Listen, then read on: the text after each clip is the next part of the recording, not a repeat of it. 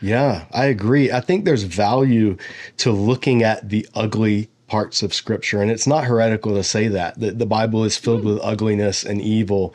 And an image that comes to mind for me is like back in this, I don't know, 60s, John Wayne era, there were a lot of World War II movies, and they were very sanitized and glib and running into battle. And if people died, they would just, and fall down. But it was like glorifying war, valorizing war. And then you come to a movie like Saving Private Ryan, where the first opening 20 minutes is just like people are throwing up in the theater because of how visceral, and people that were actually there had to leave at times because it gets so real. But there's a real value in that. I mean, because it shows the ugliness of, in that case, World War II, the beach, storming the beaches and all that. And it was just hellish and awful. Yeah. And I think as much as any other book, probably the book that does that the most, at least the large book that does that the most, is Ezekiel. It holds your hands and walks you through the horror. Yeah. And there's a benefit to that, to looking at it unflinchingly and not painting over it or make, okay, how do I apply this to my life? How do I apply this to my life? Like, will you apply, like, let it rock you to your soul.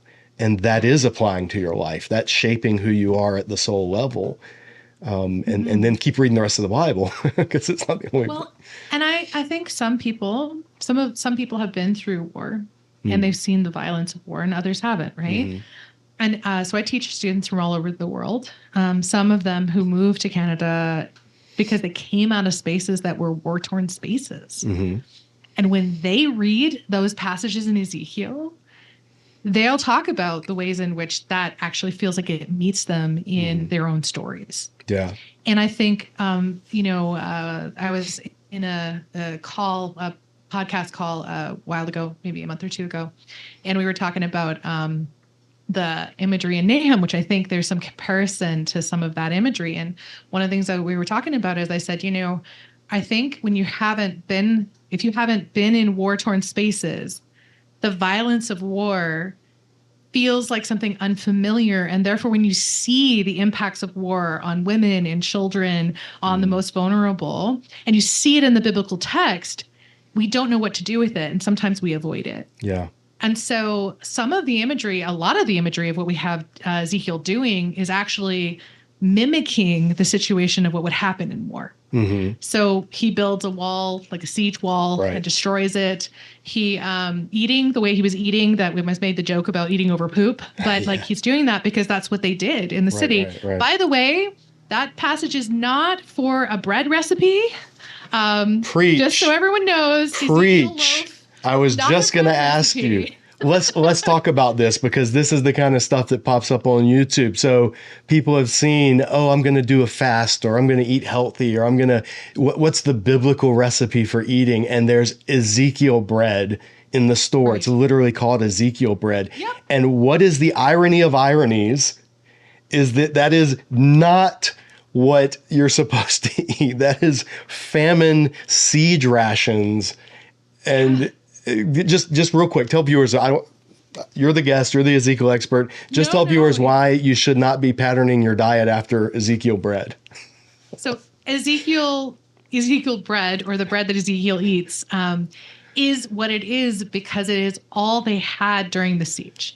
So it's the food you have when you have nothing. Yeah, it's the little bits of things that you can piece together to try and make something to eat that has very little nutrition. Yes. And is intentionally it is when you have actual starvation and you're trying to figure out what can I eat, you make this. So It's not meant to be healthy.